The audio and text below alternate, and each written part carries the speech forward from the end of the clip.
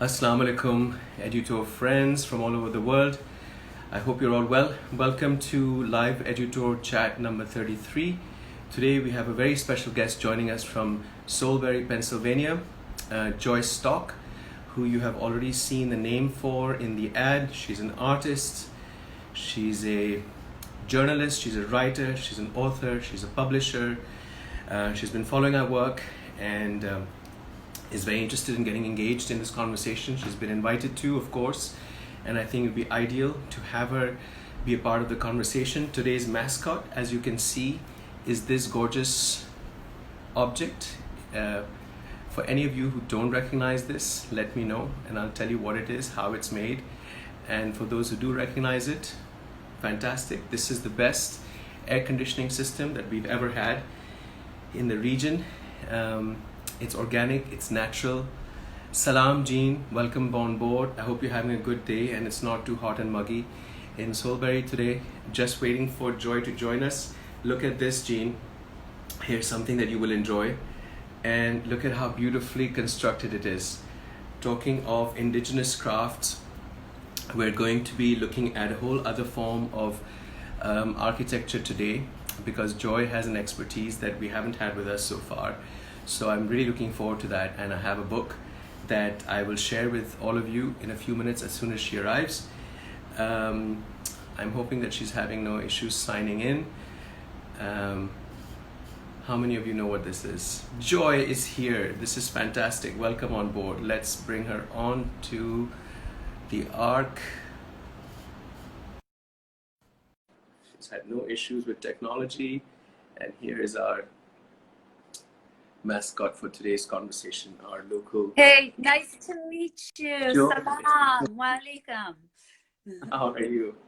Good, how are you? Me not have you looking at my chest. There we go.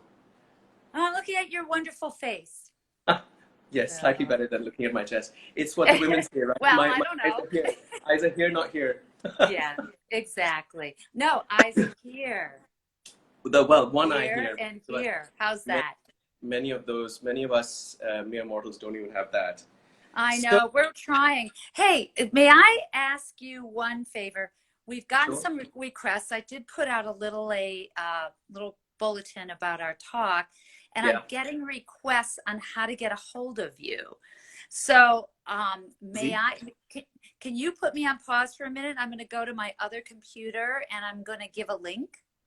And maybe we'll get a few more people joining us. No, I just don't want you to have to, well, unless you want to walk through my office. Yes, let's walk your office. Come on, let's walk your office. Here's my wall of, this is all memories and a story of my life on my wall. So, nice. Yeah. So I'm just going to my iPad to connect other people, but we can start talking. I've got it now. So. Okay, awesome. So I'm hoping you've had some time to look at the content that Jean and I have been very organically creating with other guests like yourself over the last 30 sessions. This is chat number 33. So we've done 32 already. Some of it is what we call the Jugalbandi series. And Jean tells me you've written this great book on Turkish food because you've spent a lot of time in Turkey. So I thought, listen, we have an incredible architectural, historical connection with the Turks. With the Suleymaniye architecture, with the Ottomans, we have a huge connection to the Mughals. So I thought it'd be a great time to talk to you about what your experience there was in terms of the people, the culture, their relationship to the Silk Route, and look what I found for you. Oh, pretty. So that's gorgeous. I will read that to you because it's going to be difficult to read backwards. Unless you're Leonardo. It says the food path, cuisine along the Grand Trunk Road from Kabul to Kolkata. How cool is that? And I love that you called it the Grand Trunk. And can you tell us what the trunk is off the Silk Road, right? That this was once known as the hippie trail too, you know. That's right. Yeah. That's right. Yeah.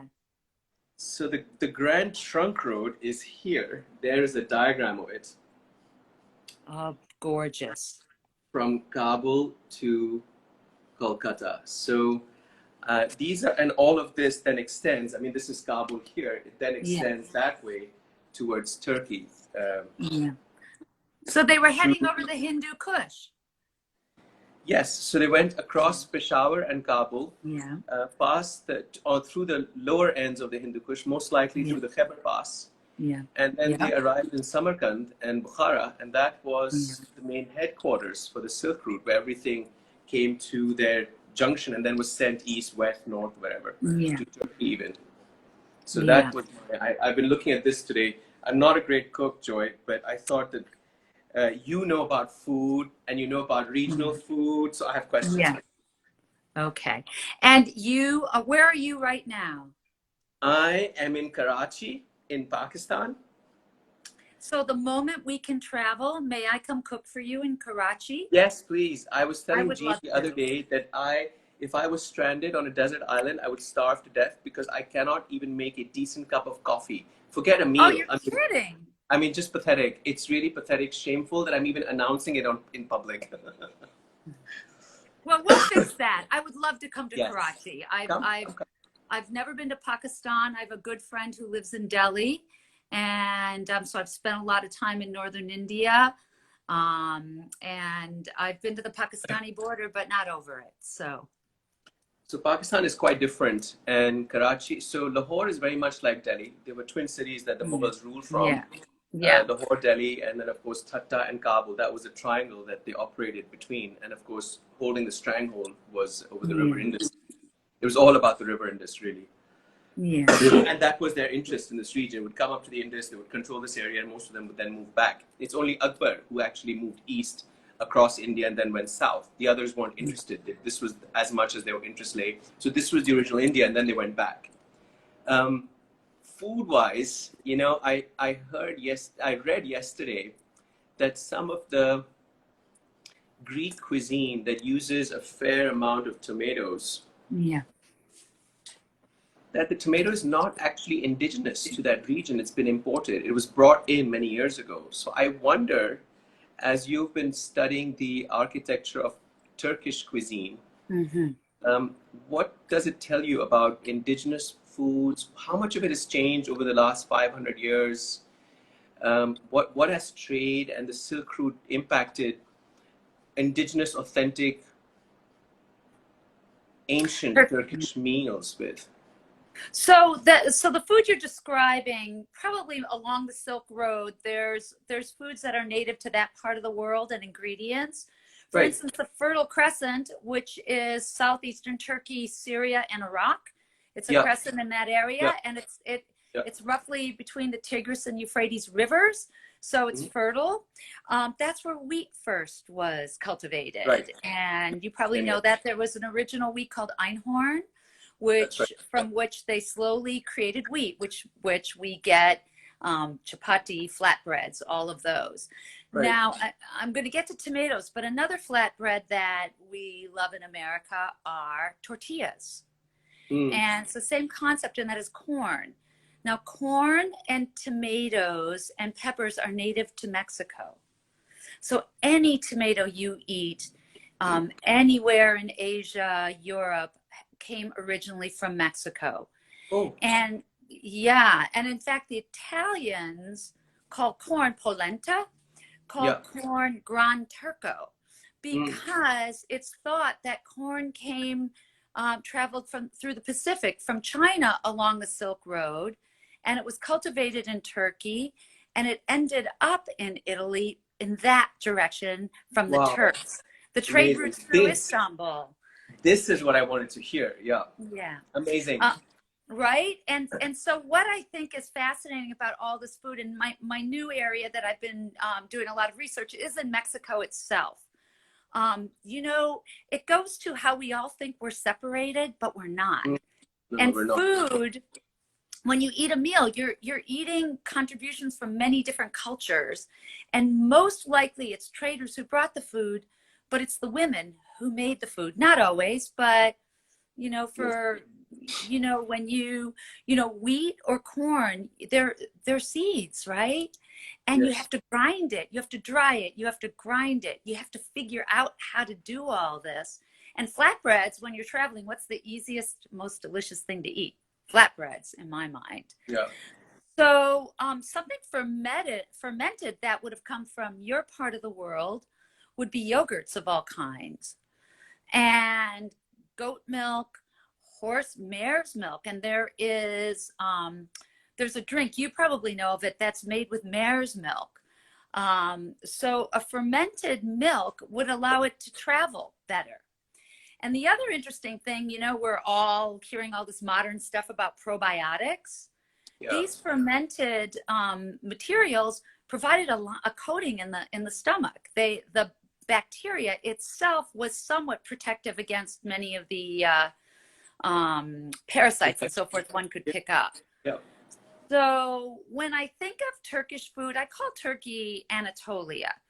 And Anatolia is named for the great mother goddess Anat, for the great being Anat.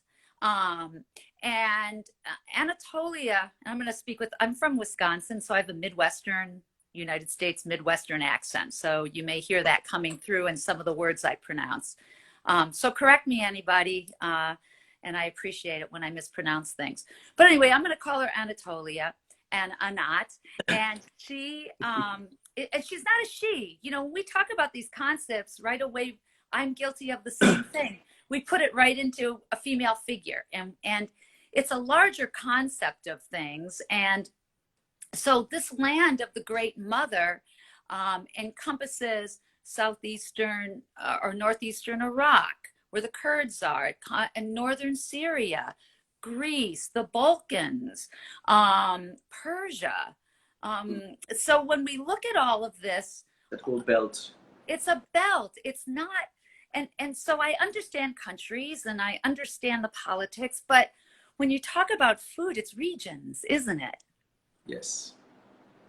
So I think food is a really interesting thing to talk about, and on our tours, food plays a really important role. In fact, you're the first person that we're really discussing food with. I've been wanting to talk about food because there've been some people who've been on trips with me multiple times who've said that you should do a separate food edutour because the food changes. There's such a diversity in our cuisine, from southern to the northern ones, to the mountains, like you said, the Hindu Kush. And of course, on either sides of the river Indus, which is flat plain, it's very much like what would have grown on either side of the Nile or in between the Tigris and Euphrates. So, and these were all ancient civilizations that were siblings, cousins of each other, essentially, maybe not siblings. But looking at the food that came out of those fertile lands and then being sort of curated by the Silk Route and being sent here and there and traded for this, that, and the other has made the biodiversity of the food in this region spectacular.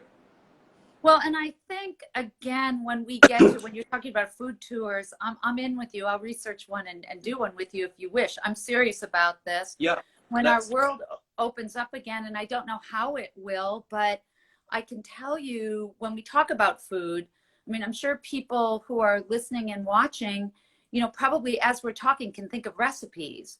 And I would encourage anybody in the context of our conversation to please share with us anything that maybe your mother, your father, your grandmother, grandparents. I'm sure, could you tell me maybe a recipe in your family that sums up a holiday or a feast or a wedding? I mean, your culture's rich in this sort of thing. Well, you missed a very funny conversation with an architect in Bangladesh who talked about biryani at the weddings and at our weddings, and he said, you have to have a biryani at a wedding, and there's no wedding complete without the biryani. You can have the wedding without the bride or the bridegroom, but you have to have the biryani. It was hilarious, right? He was just like, forget everything else. You've come to a wedding, whether the rest happens or not, the biryani has to be there. So, and the biryani is amazing because it goes from pulao to biryani to kachi biryani to Punjabi biryani to Sindhi biryani to biryani. So even that biryani sort of languidly changes its flavor, its texture, its colors, coming from Persia, from Iran to Kabul. So you can see if it's got raisins in it, or if it's got less meat, or if it's less orange, if it's more beige, or if it's got different kind of meat in it, different vegetables, if it's got the saffron, or if it doesn't have the saffron garnish. Sometimes our biryani has a hint of a silver paper on it, if it's getting really sort of royal and Mughlai. So even the biryani sort of bounces around all sorts of really fantastic textures and colors and aromas just I would say not even Kabul. I would say Tehran, Kabul, Peshawar, Karachi, Delhi, and Dhaka. Well, you know what's interesting about that? Speaking of Iran, that's where coriander comes from. So Yes. when we're talking about ingredients and how it travels, and again, if I'm going to go to Mexican cuisine, sort of this marriage of two different cultures, when you have a salsa, often cilantro is in it, coriander, and Right. so you can see things migrating. So going from point A to point B, and one of the things that was interesting to me, hello, pussycat. One of the things that, what's new, pussycat? Oh, hi. What's your kitty's name? This is Rumi. Funny, we should be talking about Oh, Turkish food. This is Rumi. Rumi. Hi. Do you know, Rumi, that the House of Wisdom has no walls? You know that, don't you? Hello, Rumi. Nice to meet you. No, don't disturb us anymore. Are you going to have a cup of coffee and dance for us now, Rumi?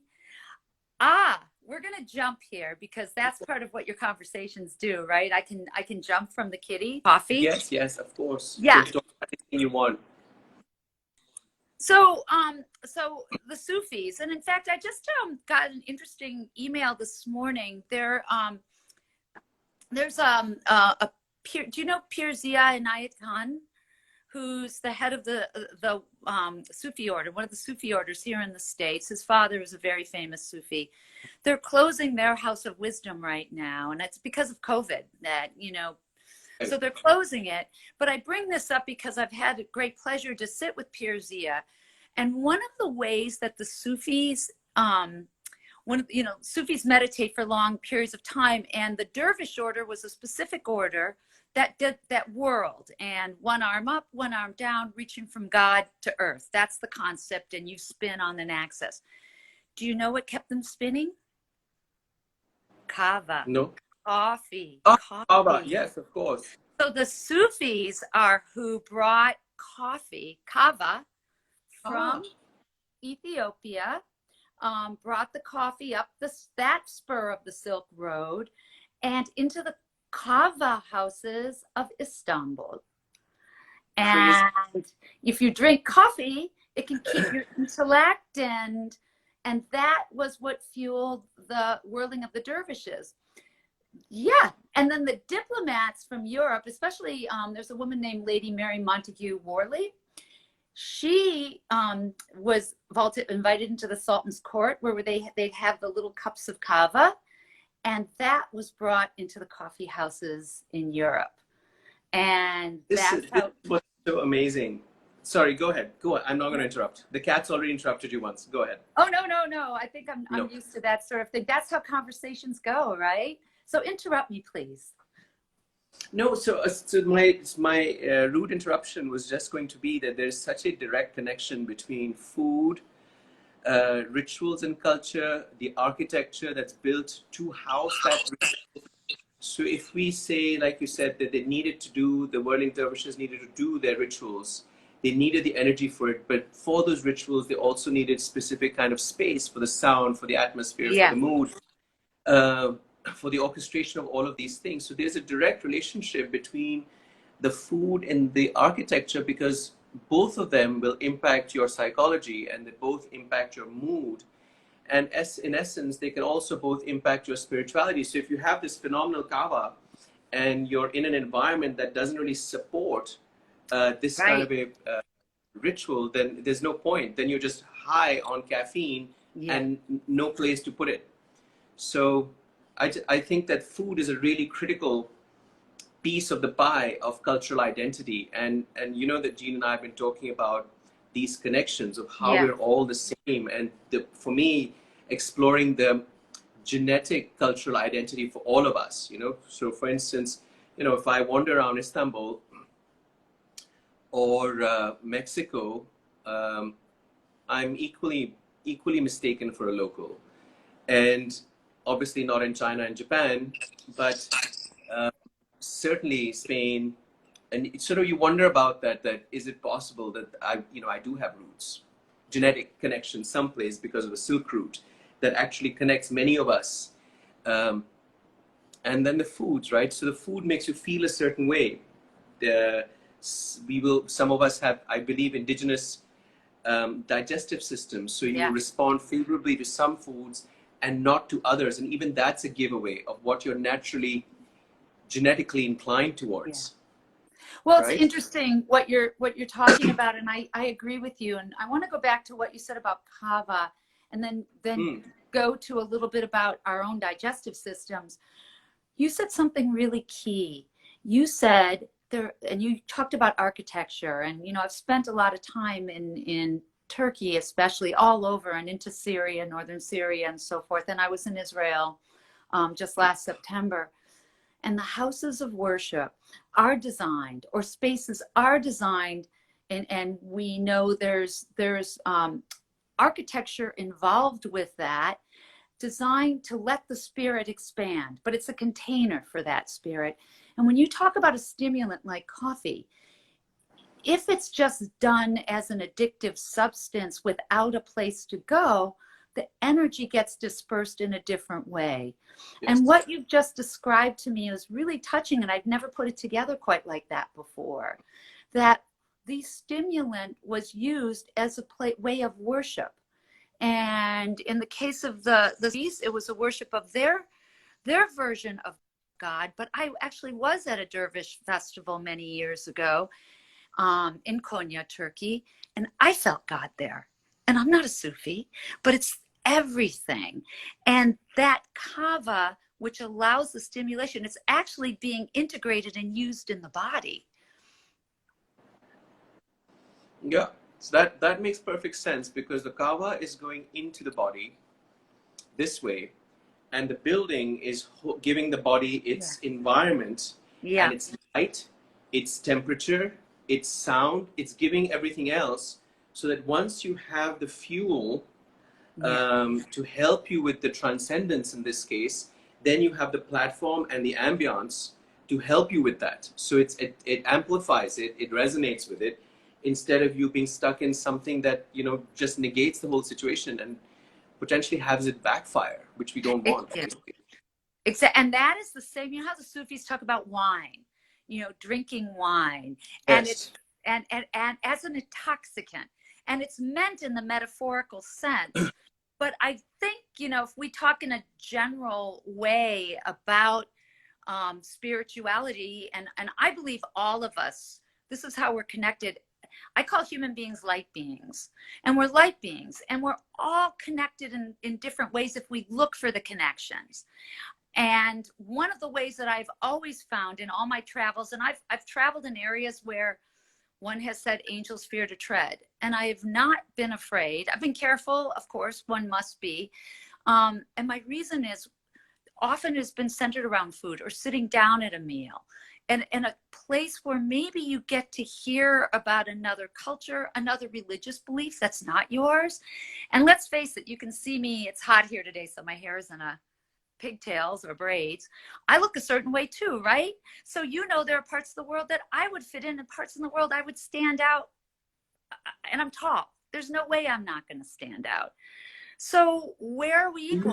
You would make for a terrible Eskimo. Oh my God, right? Well, I hate cold weather, so really I'd be made for a terrible Eskimo. Like, wait, get me out of here. Where's the warming hut? Where's that? The ceiling would bother you in the Eskimo. Yeah, the ceiling would bother me. But I found even in, I'm thinking about a time I was in the eastern city of Van, V-A-N, Van, Turkey. And it's right on the Persian border. And one of the things I have to say, the symbol of Van, when you would imagine it's an eastern border town, right? It's truly right on the border. And you would imagine coming into town that there would be, a symbol of somebody on a horse, saving, whatever. It's a Van cat. It's a cat. It's a mother cat with kittens. Wow. That's their statue coming into the city. Wow. And it truly, and I never have forgotten that, because we were nervous about it. It's right on the border. This was during a time when there was some Kurdish unrest. And here you come into this town with cats. So now I'm walking around in town, and I have to tell you, in that part of the world, I wear covering. because that's the polite thing to do. But in the market, I'm the tallest person there. So kids were here. People were curious. So what would happen? We would sit down for tea. That's another ingredient. Mm-hmm. Tea and cups and cups and cups of tea. And those tea, often you'd be given a cube of sugar. Now look at these teeth. They've been brushed and taken care of. But a lot of people put the sugar right between their teeth. And there's a space where the sugar cube goes because the teeth have rotted there. Well, where does sugar come from? Sugar cane. And where does sugar cane come from? The earth. It does, exactly. The Caribbean. The Caribbean. Wow. Yes. Sugar cane from the Caribbean. I had no idea. That's amazing. It was a huge product of the slave trade. Huge. It made the fortunes of the British. Oh, yeah. Yeah. Yep. That's what a lot of the plantations were in the Caribbean, and Jamaica is one island I can mention. Yeah. Isn't that interesting? So we have a lot of sugarcane here. Yeah. And I wonder if that sugarcane was an idea generated by the East India Company when they arrived. I can't say for sure, and somebody please look it up if you're listening. Yes. But I think that I wouldn't be surprised. I can't say because yay it requires a lot of water, and it's grown in areas in Sindh that doesn't have a lot of water. It's not a regional friendly product. I wouldn't be surprised. I'm looking at Farouk says tough question. Is that a comment or a question? Farouk, can you check that out for us? That Metro School that says I wouldn't be surprised. Yeah. Because there's no reason for the sugar cane to be growing here. And recently they've been saying that they need to replace it because it's so unsustainable, and it's a great cash crop, but it's unsustainable. So what you're saying is amazing, because I did wonder if it's not appropriate for this land and the River Indus is not able to sustain it, then why do we even have it? And this would make sense that if the British made a lot of money with sugarcane out of the Caribbean, what would those dates be? Oh boy, keep looking it up, people. And the dates would be, the 1700s, 1800s. Because Columbus came into that region 1492. 1600s, 1700s, I would say, and that's known as the Columbian Exchange. When the explorers started doing that, we started to get worldwide travel. They and all of a sudden you did have on another level, you did have Chinese coming from the other direction into South and Latin America. So you can see how this all started to travel around the world and combine, right? So it makes me wonder if we can shift gear for a second. We've had a few conversations that have been very suspect. Well, that's diplomatic and polite. We've had a few conversations that have really challenged the value. What is Jean says? Cuba source of sugar cane. Thank you. We've all been very. I'm not finding the right word, but colonialism has been a real hot topic in our recent conversations. Yeah. And I agree that there's the imperialist side of it and all the damage it's done, and the rape and pillaging it's done, and the taking away of histories and hiding of shared histories, hiding of documentation that it's done is one side of it. But it's brought us food, it's brought wine, it's brought, for Pakistan and India, it's given us railway systems, it's given us court buildings, judicial systems, libraries that only have their history that's relevant to them, hasn't got all of our history in there, but the buildings are there, the infrastructure is there. So the food it's this ephemeral connection. Even now, when you and I travel and we go and sit in a village, there's a particular way you sit with them, as you know. And there's a particular way you eat, and they watch that. They watch the language of how one consumes and how one enjoys the sensuality of the food. Right. And if you respond unexpectedly to some combination, maybe it's a yogurt with a rice, or the bread is too hard, or it's like in Samarkand and Bukhara, all the bread is eaten cold. And when we were there, we just kept wanting the bread heated, and they knew we were coming from this region because Yeah. we're used to eating hot breads. And in Syria, as I was mentioning in one of our early conversations, all I remember about Damascus and Homs is the smell of the bread, Joy, early in the Yeah, morning. I mean, spectacular architecture, I but when know. I close my eyes today, I just smell the bread at 7 in the morning. Every So, village, you everywhere in know, that part of the world. so the food thing is really important for us to talk about in this global future. Yeah. That how can we get food involved as an architectonic to understand movement of cultures, civilizations, genetic heritage. I think the food is key. You know, it's interesting. Many years ago, and I mean, again, I'll speak to. I mean, I absolutely look as European as you could get, right? I could, and yet, when I did my DNA, I did the DNA testing, and I did it because I'm a widow, and I was concerned about my daughter, and I wanted to make sure that I, knew everything that I could possibly know to pass on to her. So one of the things that came up in my DNA strand was a connection to the Silk Road and a connection to the Balkans. So I'm just posing this for our audience, because when the first time I landed in that part of the world, I felt home, like at home, like nowhere else I've ever felt, ever. And I'm not saying yay or nay to anything, but I have found, to your point, we're not what we may look like. We're not what people may perceive us to be. And we may know inside more of who we are than we realize. And that's what I found traveling. One of the things I can tell you about traveling in Turkey, and most of the world right now, we're consumed with politics, and also we're consumed with the pandemic that we all need to really think about. But I don't discount politics. You just talked about colonialism. Yes, right? It provided an infrastructure that might not have been there before, and you can't take back colonialism. No. You can't take back the past. I look at it as, what can we do now? Yes. To your point, how do we take this information out, all the great things that have been done? I mean, when you think about it, and so when I would be in a village somewhere, I was never afraid. Now, obviously, I wasn't out at 2 a.m. wandering streets doing crazy things. That was when I was younger. But when well, you have to add that, right? When you're young. I mean, just saying, if you end up on a Greek island when you're 21, you tell me what you're going to do. But when you're my age and you're traveling, and I'm there for I'm really trying to understand the culture, I will try to learn, as you said, the politesse involved of where I am, and to observe how one eats. There was a time I was in Konya. I told you I went to the festival of the whirling dervishes, and one of the guides invited us.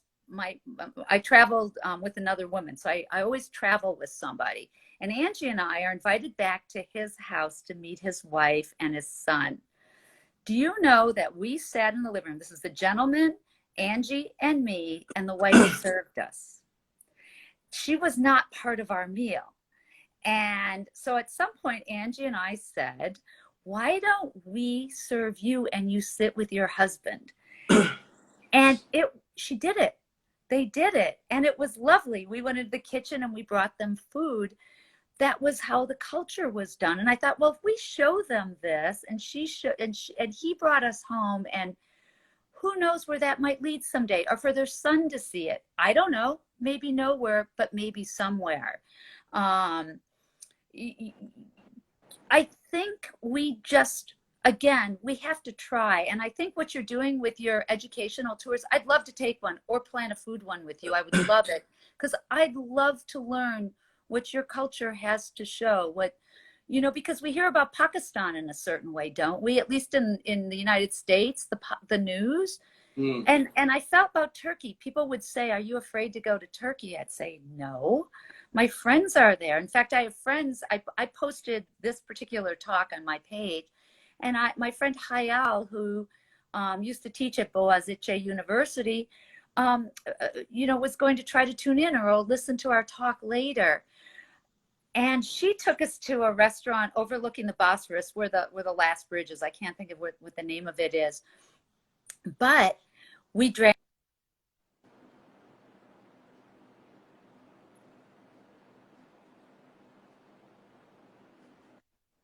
I got my fortune told by overturning my cup of kahwa and having and reading my grounds. So this is taken seriously. I don't Yeah. know if you ever do Yes. it, but Yeah, it happens here as well. We have coffee yeah, cup readers here as well. You read the inside yeah, of yeah. And I saw a mermaid in mine. I don't know what it means, but I saw.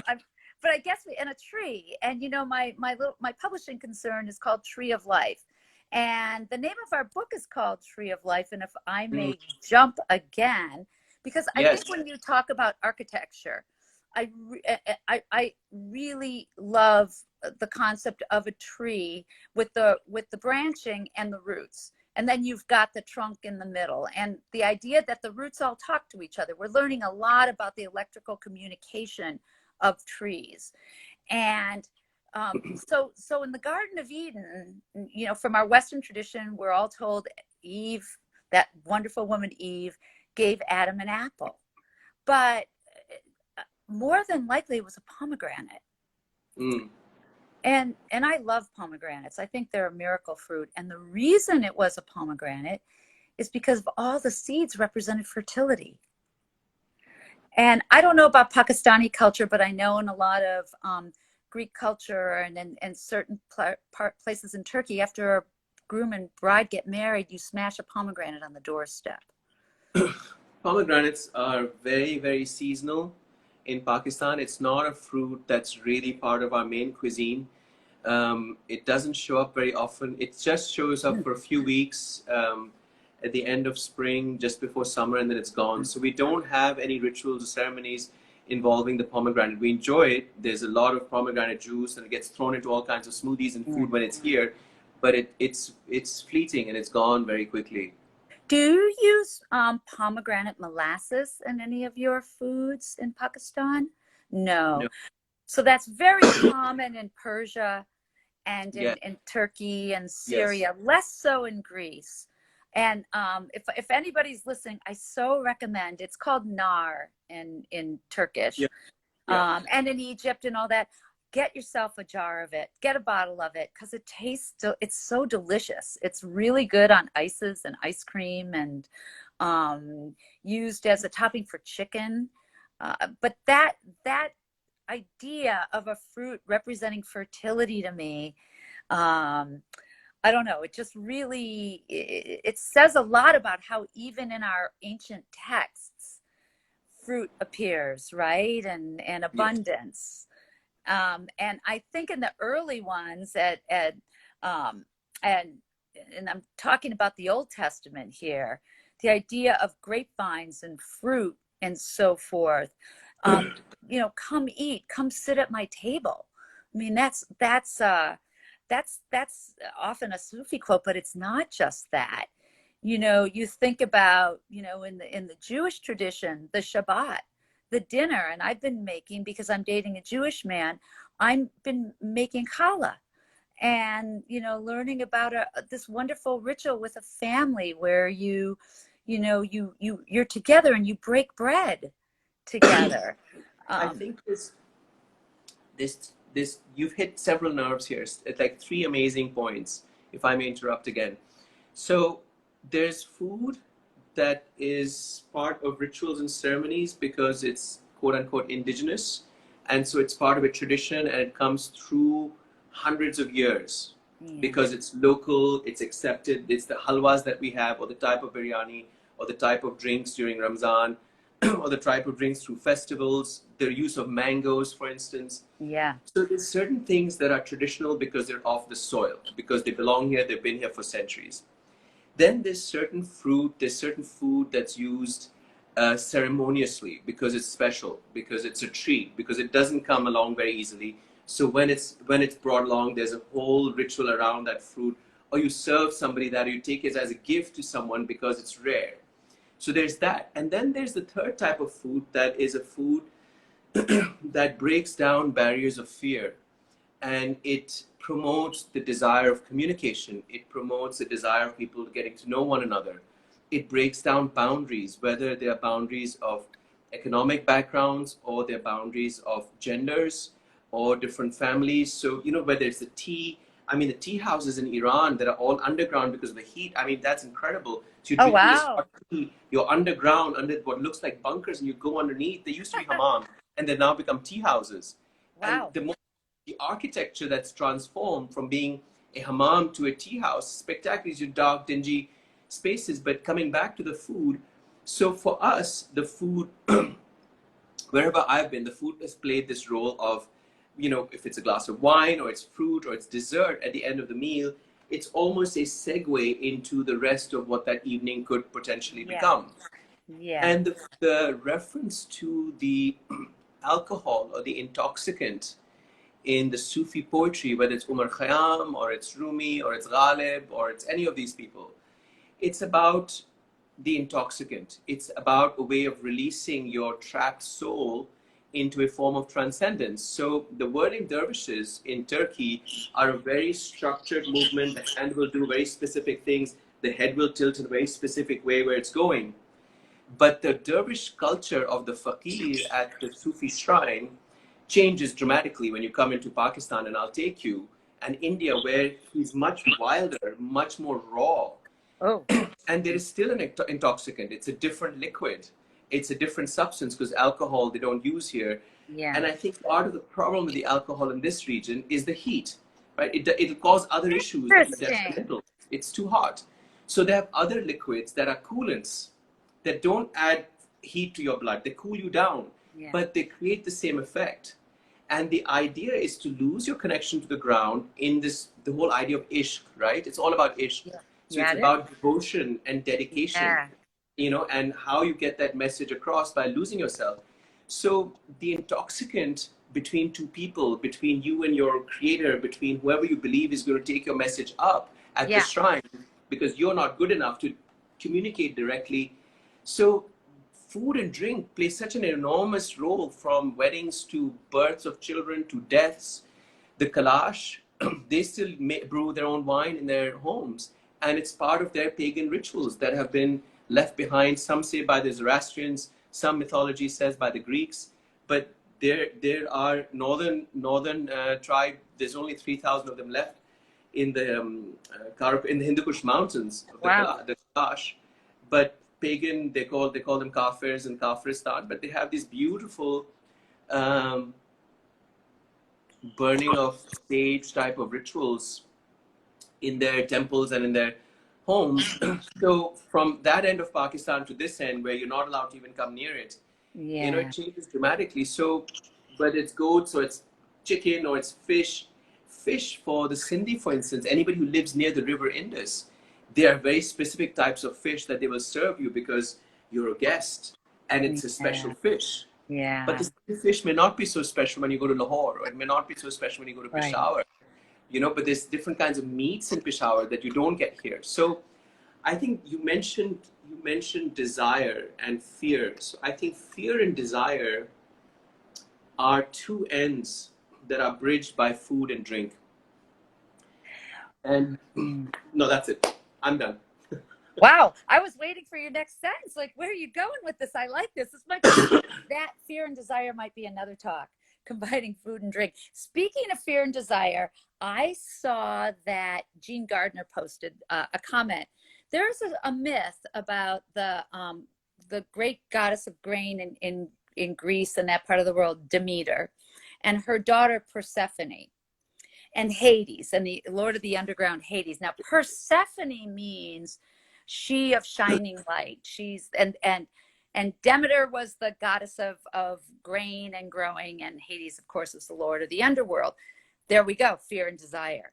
Well, Yes. one day Persephone's in the field in spring, and she's in the field, this beautiful young girl, of course, and she sees a narcissus. And if we know the myth of Narcissus is all about, our ego and, over loving ourselves is the best way to put it. But that Narcissus was placed there by Hades. So Persephone, the shining one, goes to grab this wonderful Narcissus, and Hades pulls her into the underworld because he craves her. Well, she's actually kind of attracted to this bad dude and stays there with her. And Jean will probably correct me on this because I'm going to get hazy on the pomegranate seed. But her mother goes into mourning and she stops the crops from growing. So winter comes. Basically, it's a story about the seasons and fertility. Winter comes, nothing grows. Mother goes into mourning. She looks like an old hag, wanders from village to village looking for her daughter. And finally, people, scream to Hades, you got to give us Persephone back. And Persephone misses her mother. Before Persephone leaves the underworld, Hades gives her, Jean, I think, put 3 pomegranate seeds. I'll get this wrong, but she eats a pomegranate seed that binds her to him. So every year when we have winter, it's when Persephone leaves her mother and goes back to her lover, Hades. Isn't that kind of what we were talking about? Entirely. Yeah. Entirely. Absolutely. That's hit the nail on the head. And there it is. There's where my sentence ended, that the bridge between fear and desire is food and drink. Yeah. And so when I think about this sort of thing, one of the things I want to bring up about COVID, and I wanted to ask you, how are people handling that where you live? Because we're still really in lockdown. And I was talking with someone today. We miss the gathering in restaurants with people, the a beautiful meal. It could be a simple meal, it could be a piece of pizza here, but the serendipity of a conversation in a group where you might see a gesture or hand somebody something, and we're missing a little bit that, to use a French term, je ne sais quoi, the element in. So I just was wondering, how are things where you are? So things are very interesting in the sense that, if I may, I'm going to say something that's really brutal and harsh, but if you just hold that thought with me, I'll explain it. That for what you've just described and how we're handling COVID-19 here, the difference is what we term first world issues. You have first world issues, we don't. And what that means is that we, before COVID-19, as a nation, as a people, with their poverty, with their fractured governance, with the corruption, with the lack of healthcare. Lack of healthcare is nothing new here. Lack of infrastructure is nothing new. It's rained for about 20 minutes. 2 days ago, the city is flooded. Facades of buildings are collapsing. Sewage is, there's fountains all across the city of black, ghastly sewage that's just frothing back up. And they're all like 3-foot tall fountains, no different than the ones you have in front of the Met in New York, except it's not clean water. It looks equally pretty, but it's black. So for a group of people who has gotten immune to suffering, Ooh, wow. it's a really scary place to be, because they roll with the punches so elegantly without complaining, because they're so used to constantly being doled out the bottom of the barrel. And so people are dying left, right, and center. Really? Those that need to come out and meet people, they're coming out and meeting people. There's some who are just saying this is absolute hogwash, and they're not masked and gloved. Those that are in lockdowns are just saying, okay, we're in lockdown and we get on with it. Those that are getting access to healthcare are surviving, and those that are not complaining. They're just, life is continuing without any real they're fed up of complaining. They've been complaining for 70 years of something or the other. We still have 5-year-old boys being raped and 7-year-old girls being married off. And I'm not going to get into the sort of what the Western media wants to hear me say about Pakistan, because it's already out there. But in that reality is a group of people who are now taking COVID on in their stride. They're very resilient and very strong, and managing as best as they can. With lack of education and poverty, I think they're doing a pretty good job. Pakistan's reports in terms of control of numbers is actually much better than theoretically it should be. We're doing much better than the UK or the USA if you look at all of these things combined. Right. Overpopulation, all of that. I think what you're describing to me again is what we went to earlier. when people, and this goes back to my experience in Turkey. I had an experience again, and this is in the Southeast, real poverty where, you know, the most, if you want to say first world, I had never seen anything quite like this. And yet we were invited into a stranger's home, a one room. The husband and wife gave us their bed. They fed us whatever they had, which were, I always make a joke out of this, but I don't mean it to be funny. They were bulgur balls. Was bulgur turned into these heavy, heavy meatballs, bulgur balls. They wouldn't stop feeding us. They gave us every possible thing they could. And under normal circumstances, you'd go, oh my God, I'm not sleeping there. I'm going to get lice. I'm going to get this. And you know what? We did. And you know what? You wake up in the morning and you hear the chickens. You see some kid goes out to see where the eggs are. Somebody goes to get water from the well. Yes. And life goes on. Life goes on. Yeah. Do you know what I remember most about that? The mother got up before dawn, her singing. And I'm thinking sometimes we have everything. We think we have nothing. We have everything. And we're not singing. And so you're, well, we are. It's like the bird. It's like the bird. You want to hear the bird singing. You grow trees. You don't put it in a cage. It's that kind of an example. So, yeah. You know, life continues here miraculously, magically. It's quite amazing. So I live in a city of 20 million people. It's incredibly overpopulated. We have a footprint the same as Los Angeles and Mexico City and Sao Paulo and Hong Kong and Rio. So it's monstrous. But when you go into the villages, as you will with me when we go on our edu tours, it's exactly what you described, the hospitality, and time stops.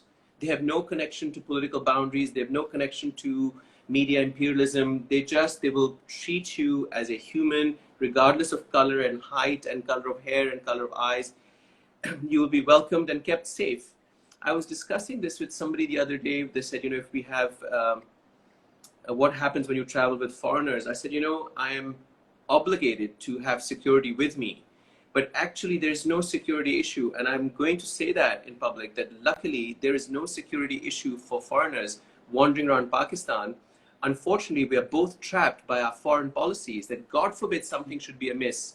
That's where hell will break loose. But actually, on a village to village individual basis, there is no security issue. It's warm and welcoming. And it's exactly what you just described. They will give you, whether it's the keftas or the koftas or the, it's sort of impossible to eat. But the last thing for you to worry about will be security, for instance. You know, there's no problem. So what I would say to that, because I've been spending a lot of time on the end of the Baja Peninsula in Mexico, and I have been up on the rancheros where I learned the most amazing. I'll come visit you and show you this. You might have seen it. They use sticks on a grill, and they have mastered grilling, mastered heat control. You know, here we are. I mean, personally speaking, I have a 6-burner grill and blah, blah, blah, you know, stove. And I loved it. They'd be boiling beans on one part and grilling steak on another part and simmering peppers on another part and mastering this technique. It was as if they were playing music. And again, these rancheros, they give you whatever they have, and you laugh and you dance, and it doesn't take away from the problems which you described. But is this true anywhere? And what I have found in my travels, and why I will continue, what I miss most about this world right now is that I can't, but I'm planning my trip to Pakistan now. Jean Gardner, hear that? Bring Jean with you. I'm bringing Jean with me. Are you kidding? Then you're going to need security. But with that being for the said, others. Yeah, they're going to keep her, you know. But what you're describing is there's not been a place in the world I haven't experienced this. And, you know, I hadn't, if I may, we've got a few minutes left. I had the great privilege of traveling through Israel in September with the man who's my partner. He's a son of Holocaust survivors. So there's a lot around that. And his his cousin lives in a village, and right across the farmland is the Arab village. And so that's where we went for hummus and shopping. And I think what I'm getting to here, I don't want to get into politics. I'm talking about the ease of the people with one another. And this is where, you know, I originally, when I talked to Jean, my concept was COVID and creativity. And I want to get to what I mean by that. We have the power to transcend. We absolutely do. And I think that's what I see missing in the press right now. For me personally, now people can send me articles, you know, I'm at Anatolian Joy if you want to connect with me there. But that's what I feel we're missing. This has been my experience. People say to me, how can you go to these places? When I was traveling, when my daughter was younger, it would be, how can you leave your husband and child? And I thought, no, I'm bringing them, because I'm bringing this home to them. Yes. I'm bringing friends home. I'm bringing food home. I'm bringing traditions home.